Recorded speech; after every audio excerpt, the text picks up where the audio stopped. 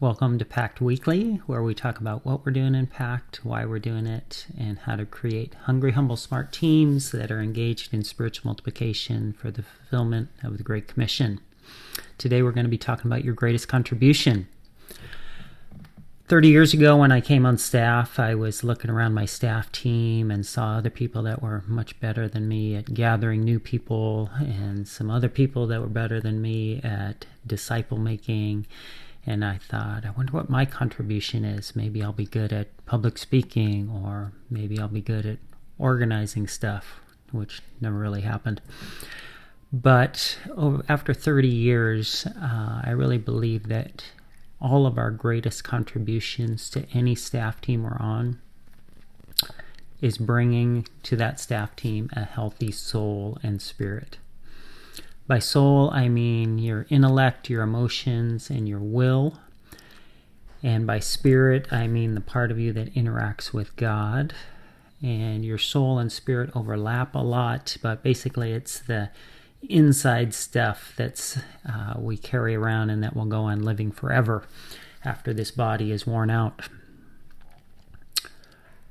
And when you think about it, on any team, if the team leader, for example, has a healthy soul and spirit, they're spending time with God, their intellect, their emotions, their will are all interacting with God, and they're coming up with new ideas, and they're bringing those things to the team, and they themselves are growing and providing a life-giving vitality to the team. And maybe that person that's a little bit the new person on the team that's a little bit annoying or a little bit rough around the edges, if that person's got a healthy soul and spirit, they're interacting with God and God's bringing to light maybe some of the things they need to work on, and they're becoming a less annoying person on the team and more of a contributor. Maybe the person that needs to forgive somebody, is in conflict with somebody, and they've got a healthy soul and spirit. They're bringing that healthy soul and spirit into the conflict, and they're taking initiative to ask forgiveness and bringing about better team relations. Maybe the person that's expressing something hard that's going on there in their life, but they're expressing it in a way that's kind of attacking other people. If the rest of us have a healthy soul and spirit, we're able to see through the words and actually down to the needs of that person and try and step in and meet those needs and create a better team atmosphere. And so when you think about it, really the most valuable contribution any of us could make to any ministry is bringing a healthy soul and spirit into that ministry. So how do we get a healthy soul and spirit? Well, one of my favorite movies is called The Secret Life of Walter Mitty. And in this movie, the main character is looking for a photographer who's out in Afghanistan taking pictures of snow leopards. And finally, when they meet on top of this mountain, and they're sitting there, and they're sitting for a long time in silence, waiting for this snow leopard to finally come out.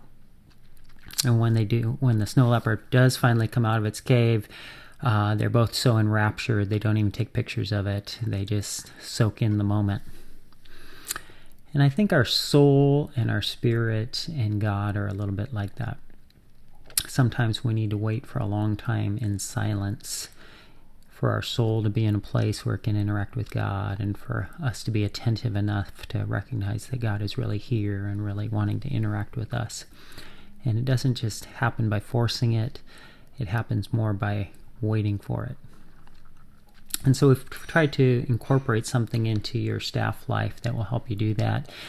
All our teams, we're asking everybody on every team to take a monthly entire day with the Lord, and to spend the whole day in reading and in prayer and communicating with God, and maybe just waiting and seeing if God will show up and seeing if our soul will show up.